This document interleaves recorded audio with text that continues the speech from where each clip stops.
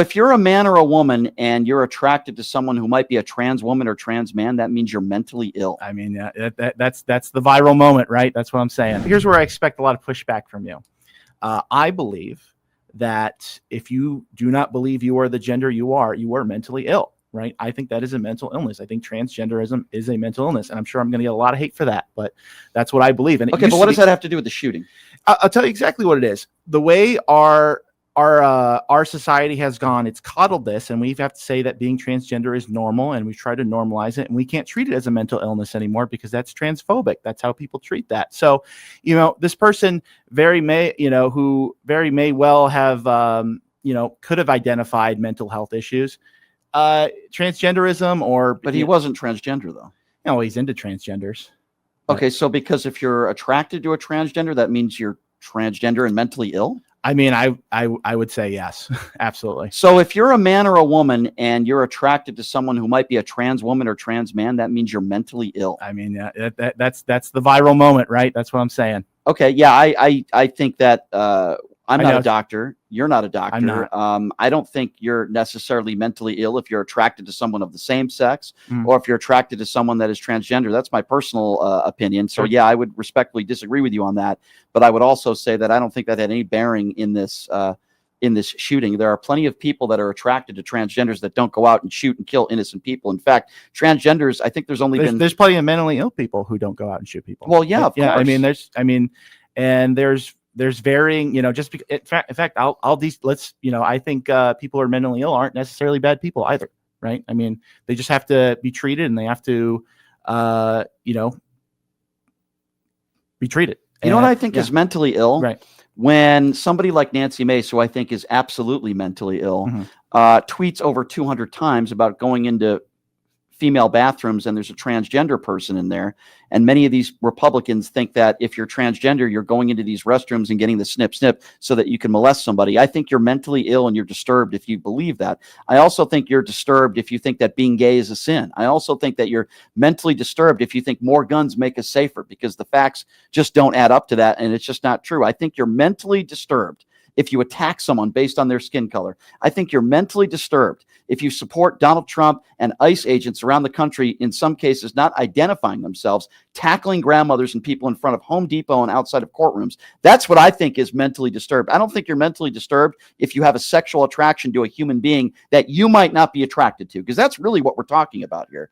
I don't think you're mentally disturbed if somebody is sexually attracted to someone you're not. Listen, I talk to a lot of women that think Donald Trump is grotesque, but I wouldn't say that a woman that slept with Donald Trump is mentally disturbed. I would say maybe she had ulterior motives, like money, but I wouldn't say they're mentally, that's the point I'm trying to get at here. I don't know. I mean, look, let me deconstruct something you just said. Because you said that anyone who thinks that being gay is a sin is... I think you're a bigot. Yeah, I think you're a bigot. Well, I mean, look, pretty much every major religion, that is the case, including, I believe, the religion that you follow, right? There are plenty of people that I know that are Jewish that are totally fine with gay marriage and they don't think it's a sin. There's plenty of Christians that I know that say to themselves, well, I wouldn't do it, but I'm totally okay with them doing it, and I won't treat them differently because their sexuality is different than me. Then that's the Christian way. We shouldn't treat people differently. Well, then why do so many Republicans vote against gay marriage?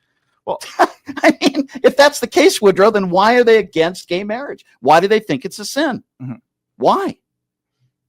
Why do they think it's a sin? Because that's what that's what we believe. That's a sincerely held. Well, belief. I mean, you could believe that all white people are bad people, and just because my religion tells me that doesn't make it right. I just think people hide behind their religion. I think Jesus's teachings, correct me if I'm wrong, I'm not a very religious person, treat everybody as equals, regardless of skin color, regardless of poverty or how much money you have, regardless of sexuality. And I see a lot of people treating people differently because they're drag queens or because they're transgender or because they're gay. And that's not coming from the left.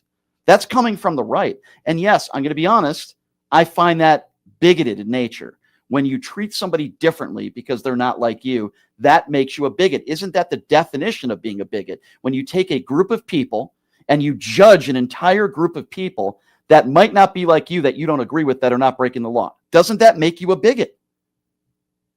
I'm not sure I understand the question, because... Well, when you judge a group of people because their sexuality is different than yours and you treat them differently, and you attack them. You call them sinners. It affects your policy judgment, which many evangelical Republicans in office have voted against gay marriage.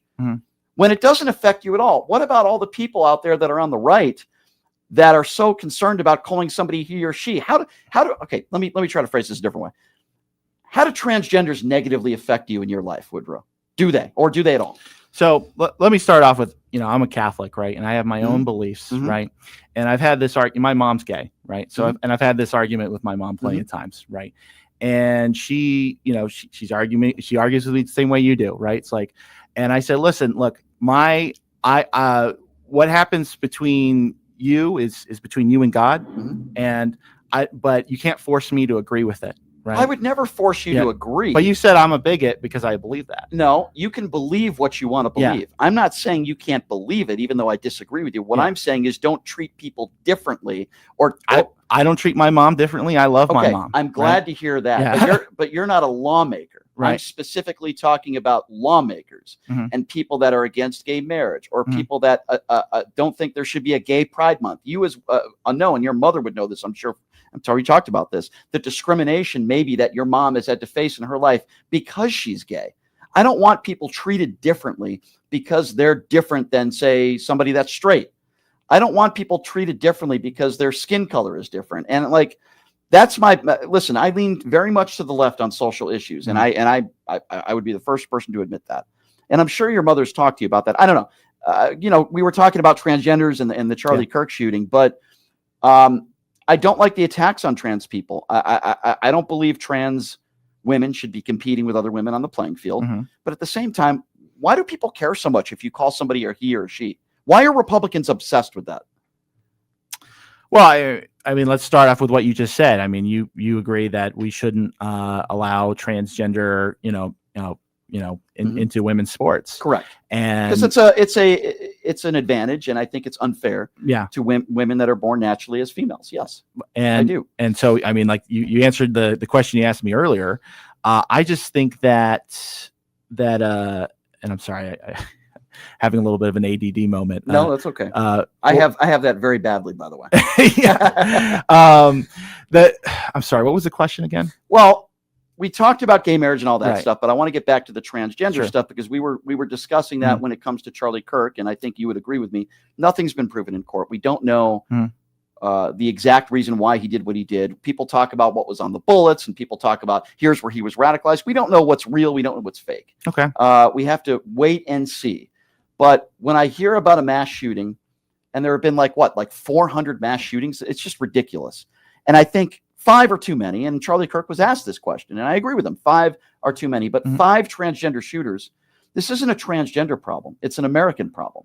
And for the most part, we have young white males that are committing these mass shootings at a very large, high percentage. And I do think it's a gun problem. I do think that's part of the problem.